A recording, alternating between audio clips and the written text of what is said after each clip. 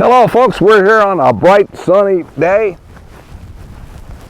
Much warmer than it has been the first time we've been able to film outside for a while. What we're gonna do right now is show a very simple way to introduce your horse to the idea of slowing down off your seat. Everybody likes to think, and it is a good goal to have, that if you slow your seat down, if you go more passive, your horse likewise should slow down. A lot of horses don't do that.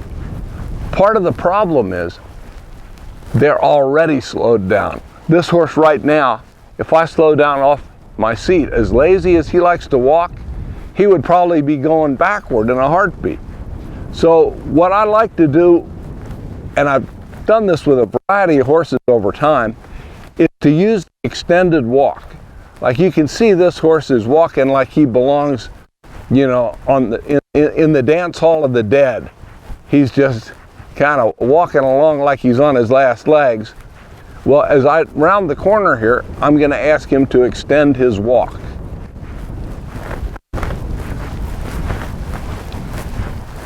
And I'm just going to speed my seat up. And you never just ride with your seat. It'd be nice to think you do, but my legs are moving a bit.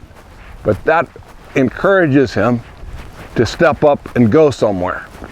So I'm going to loop around up here and come back and show how I use this maneuver, this extended walk, as a tool to slow down off my seat. This is hard for a horse. They have to work to do this extended walk, and he's making a pretty good effort. Now I'm just going to slow my seat down. He says, thank goodness. And they become grateful for that opportunity.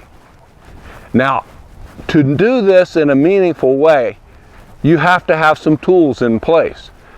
Probably, with a lot of horses, your horse should not be completely, totally fresh, because they won't want to slow down. But you also need to have a horse that does know how to step up into an extended walk, get his head nodding and walk like he's going somewhere. And some horses just have never been taught to do that. Maybe if you're interested in this, it would be a good time to put that button on your horse. So I'm going to walk him down here,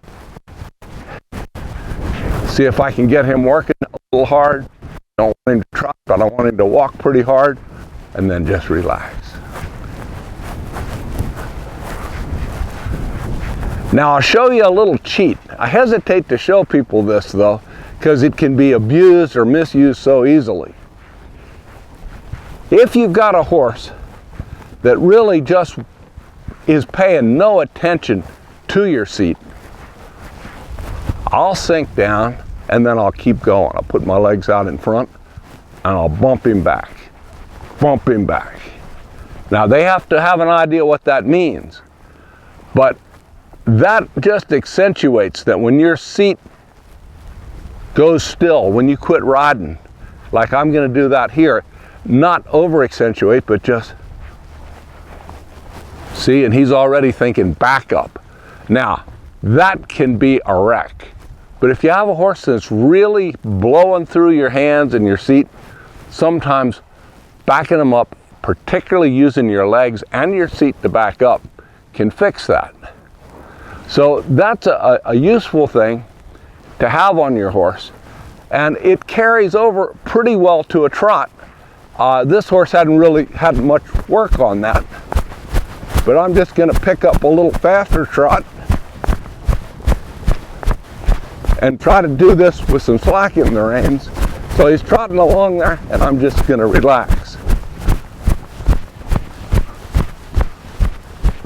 And he comes back. Now, we have to forgive him for looking like a Tibetan yak, because that's the way he'd like to look if he could. You've got to always put this horse in the bridle. He doesn't hunt it himself. That's okay, that's just who he is. Out across country, he just sort of wants to hollow out a little bit, and I just live with that when I'm just out, you know, he's on his own time. And the same way here. I'm interested in what he's doing with his seat, with my seat. Not so interested in having him perfect in the bridle. Now, if you had him in the bridle, and you pushed him forward. First of all, hopefully he's going to look a little better, but you'll get the same kind of a response if you want your horse to slow down.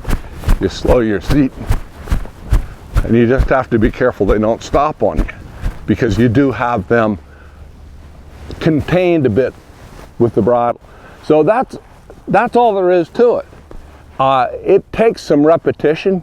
This isn't obviously the first time this horse has stretched out his walk. It's not the first time he stretched out his walk and came back. It's not the first time he came back out of a trot. But over time, you build this button, and it's a useful button to have if you're showing your horse or if you're just riding your horse. You want your horse to read your seat, and this begins that dialogue. So give that a try.